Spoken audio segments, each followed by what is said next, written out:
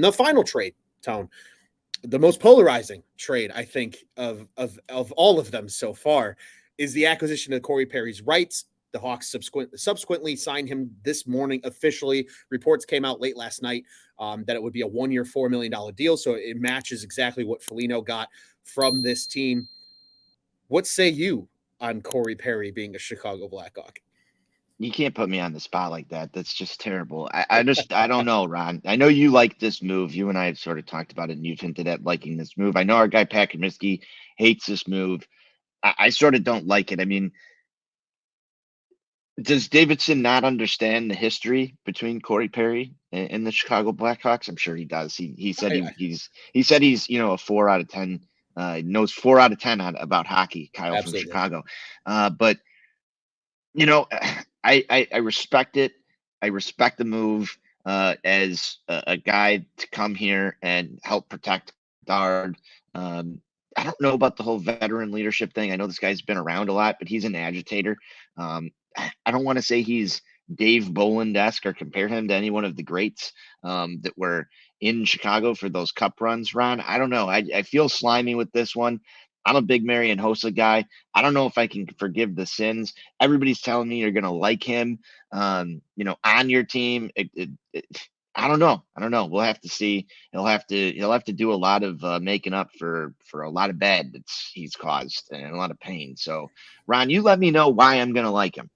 I will let you know why I'm going to like him. I think I'm in the very, very heavy minority here. I love this deal. I think I you don't are. just like this deal. I love this deal. Yes, I know all the history, folks. I've been watching Blackhawks hockey Are plenty you of getting times. a Perry jersey? Is that what I'm No, hearing? no, not Is that that what much. I'm hearing? Is that I what can't. I feel like that's what I'm hearing. No, I don't like him that much. All right. The next jersey I'm buying probably is a number 98 jersey. Let's be completely frank. But this move makes a lot of sense because when I look at what this next season means to the Chicago Blackhawks and their future, it's all centered around one player, and that is the development and the how do I say it? I guess introduction to the NHL for Connor Bedard. He's a very he looks like an 18-year-old. Think back to when Patrick Kane was a rookie and came into the league as an 18-year-old. He looks like a kid because he is a kid and playing against grown ass men. This league is faster and heavier than it's ever been before. They need guys on this roster that I use the analogy. I got to join a friend of the program here, Mr. Sean Sierra, on his morning show today, and we talked about this.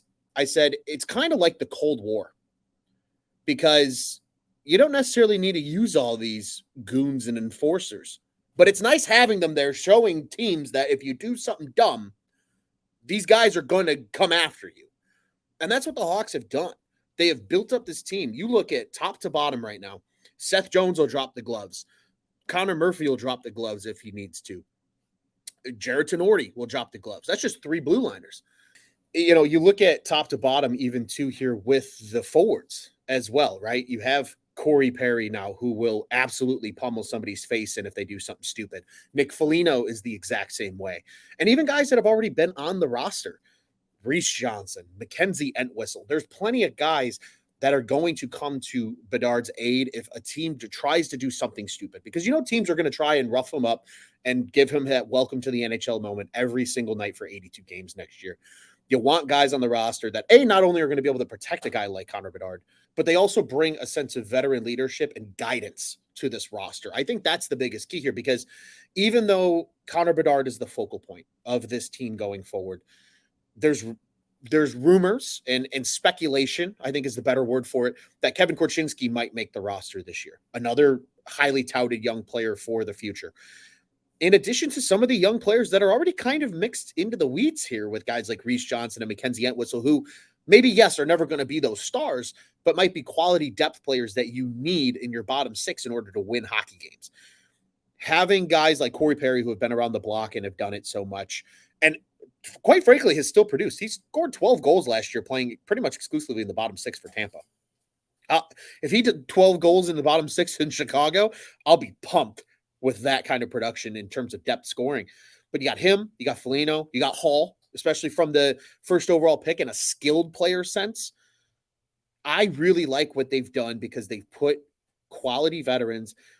Perry, to me, Perry is what Pronger was when he was a Flyer. You love him if he's on your team, and you absolutely hate his guts if he's not on your team.